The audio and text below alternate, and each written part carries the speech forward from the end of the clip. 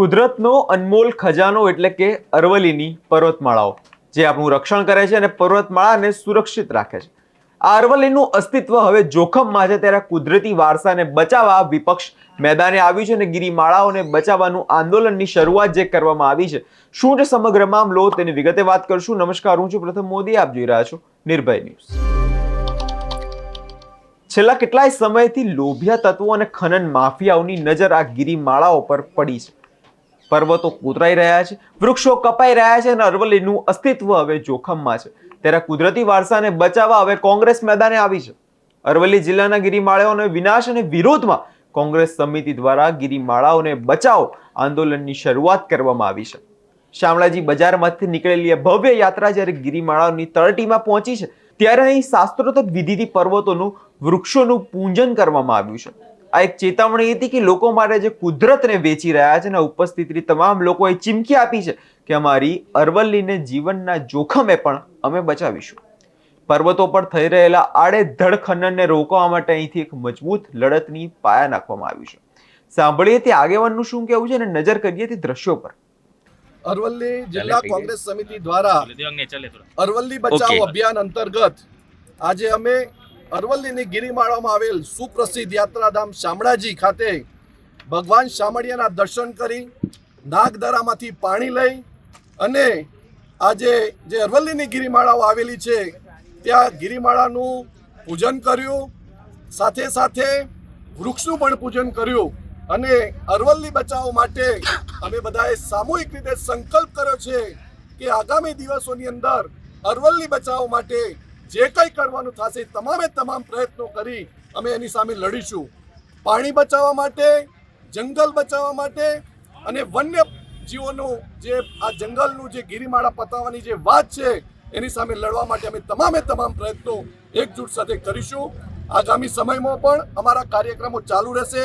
પર્યાવરણ પ્રેમીઓ, સાધુ સંતોના આજે આશીર્વાદ પણ લીધા છે, એટલે આ આશીર્વાદ સાથે અરવલ્લી બચાવવા માટે અમે તમામ પ્રયત્નો હાથ ધરીશું.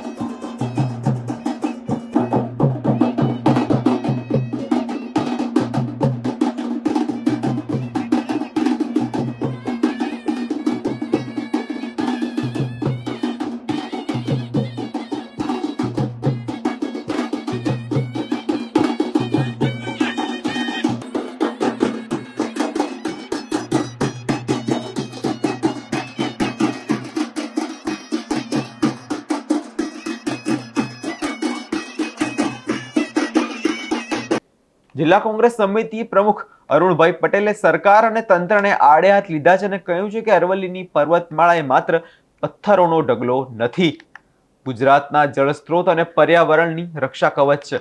જો આપણે આજે મૌન રહીશું તો કાર્ય અરવલ્લી નષ્ટ થઈ જશે.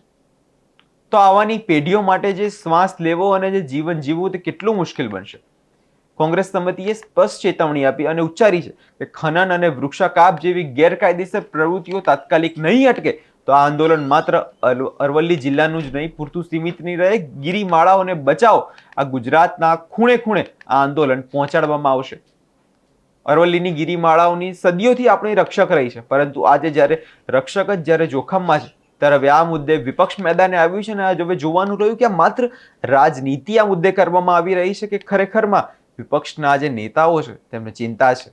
આ વિષયને લઈને તમારો શું અભિપ્રાય છે તો કમેન્ટ કરી જરૂર જણાવજો અને અમારી ચેનલ નિર્ભય ન્યૂઝને લાઇક, શેર અને સબસ્ક્રાઇબ કરવાનું ભૂલશો નહીં.